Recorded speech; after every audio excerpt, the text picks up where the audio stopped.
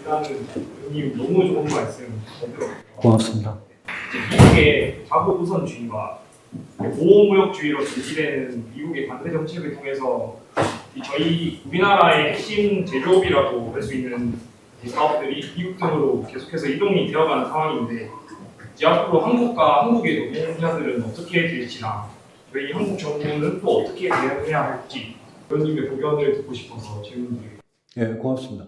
트럼프 2기는 트럼프 1기하고도 다르고요. 바이든이나 오바마나 그 전에 또 공화당 뭐 부시나 이런 거 완전히 다른 세상이 이제 펼쳐진 겁니다. 근데 어떻게 보면 미국이란 나라가 겉으로 조금 점잖은 척 할 때도 속내는 그랬을 수가 있어요. 미국의 이익 우선. 이거는 사실 바이든도 비슷했거든요. 근데 트럼프는 이제 노골적으로 관세를 매기고, 상호 관세를 매기고, 그냥 관세도 25%를 매기고, 뭐 이러면서 관세를 매긴다는 거는 관세가 싫으면 미국 와가지고 투자하라 이거거든요. 미국 와 투자하면 미국에 생산하는 거는 관세가 없으니까. 그래서 현대차의 정의선 회장이 얼마 전에 백악관 가서 트럼프를 만나가지고 31조 원을 자동차, 철강, 미래산업에 투자하기로 4년 동안 투자하기로 약속을 했잖아요.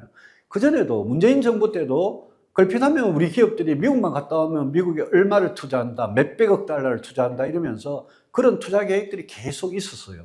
그래서 저는 페이스북에 최근에 많이 썼는데 현대차가 트럼프가 관세로 겁주니까 보조금 안 준다 그러고 관세 매긴다 이러니까 미국에 조지아주 뭐 엘라벨인가 그거 가가지고 세계에서 가장 첨단의 현대적인 자동차 공장을 세우는 거 현대차 입장에서 그게 글로벌 전략이고 미국 시장을 먹기 위한 전략이라면 오케이. 나 이해해. 근데 문제는 뭐냐? 현대차가 미국에 31조 원을 투자하는 그 투자가 만약 4년 동안, 앞으로 4년 동안 여기에, 부산에, 울산에, 창원에 여기에 있었다면 우리 젊은이들한테 얼마나 좋은 일자리를 많이 제공했을까? 상식적으로 뻔한 이야기 아닙니까? 그러면 왜 현대차는 여기에 더 이상 투자 안 하고, 물론 미국의 관세 장벽을 피하기 위해서, 우회하기 위해서 미국에 투자하는 거 좋아요. 나 이해한다 그랬잖아요. 근데 우리가 어떻게 하면 현대차고 SK하이닉스고 삼성전자고 여기에 투자해서 우리의 청년들의 일자리를 해결하도록 만들까? 이게 문제의 핵심이거든요. 근데 현대차를 보니까 울산에 있는 현대자동차, 기아차도 마찬가지고요. 그다음에 인천제철을 인수한 현대제철도 마찬가지고요. 현대차가 지금 현대제철이 미국의 어디죠? 루이지애나인가? 거기에 그 전기로로 그러니까 이 석탄하고 코크스, 철광석 코크스를 안 쓰고 전기만 쓰는 그런 첨단 제철소를 만든다는 거 아닙니까? 근데 여기에 현대제철은 그런 투자 전혀 안 하고 있거든요. 현대차도 마찬가지고. 그래서 굉장히 불편하지만 그래서 노동개혁을 해야 됩니다. 노동개혁을 안 하면 현대차의 저 강성노조, 현대제철의 저 강성노조를 그대로 두고 지금도 제철 산업이, 철강이, 포스코도 마찬가지고, 현대제철도 마찬가지고, 중국 제품에 완전히 그냥 맞아가지고, 수출도 안 되고, 지금 경쟁력도 낮아지고, 이런 상황에서 우리가 계속 그 임금과 그 근로조건과 그 복지를 기업이 감당할 수 있느냐, 이 문제거든요.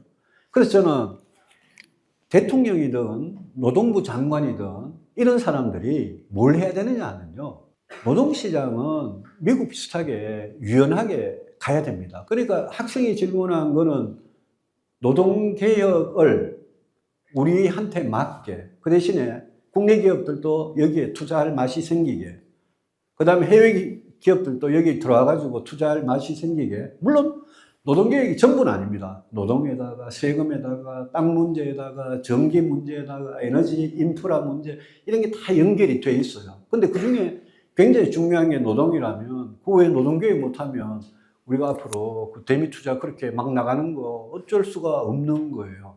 그래서 우리 기업들조차도 여기에 투자를 안 하는데 여기에 무슨 일자리가 생기면 어떻게 하겠느냐. 결국 트럼프가 겁주니까 미국에 열심히 투자해가지고 이제 미국 노동자들만 좋아지는 거잖아요.